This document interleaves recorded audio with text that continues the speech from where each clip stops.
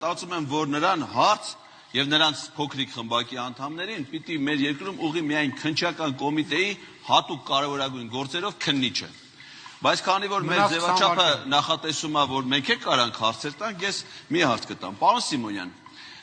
դուք ձեր ադրբեջանցի գործընկերոջը Գաֆարովային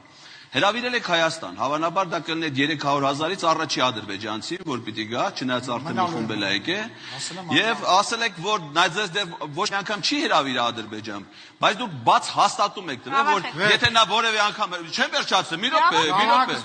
եթե նա հրավիրի գնալու եք հիմա օգոստո-հունիսի 18-ից 19-ը Օրդուբադում վերադարձ արևմտյան ադրբեջան կոնֆերանսա։ Եթե Գաֆարովան ձեզ հրավիրի, կարող ենք պնդել, որ դուք արդեն հաստատել եք ձեր մասնակցությունը այդ կոնֆերանսին։ Պարոն Սիմոնյան, պատասխանը լուրջ չի։ Այսինքն չեք գնա, Գաֆարովան կանչի դուք չեք գնա։ Ձեր հարցը լուրջ չի։ Այսինքն չի լուրջ չի։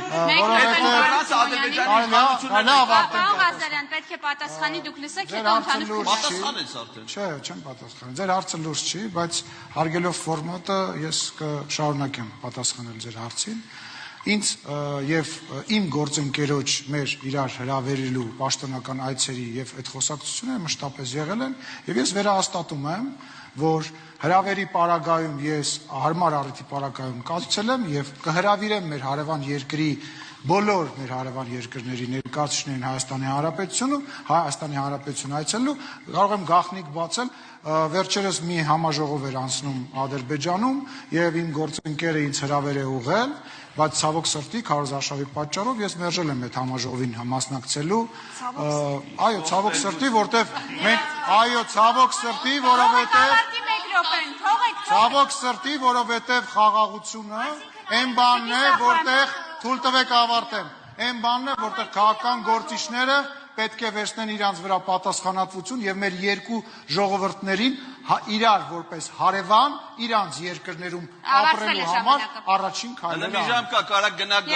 ես արձագանք եմ դուք կհասցնեք գնաք ուրեմն ես ուզում եմ տեղեկացնեմ որ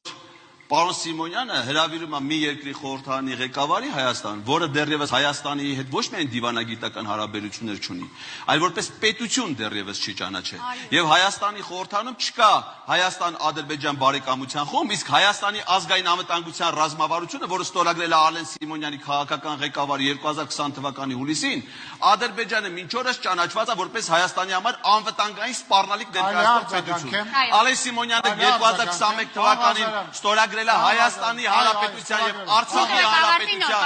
խորհրդան լրություն ես չեմ վերջացրել լրություն չեմ վերջացրել 2021 թվականին Սիմոնյան սպասեք ավարտին օր 2021 թվականին ինքը ստորագրել է Հայաստանի եւ Արցախի խորհրդաների միջեւ համագործակցության հանձնաժողովի նախագահն է Արցախի ազգային ժողովի նախագահին չի ընդունում բայց Գաֆարովային, որ անվտանգության սպառնալիք ներկայացնող պետությունը հրավիրում է առաջի ադրբեջանցի 300,000 հասկանալի է, խնդրեմ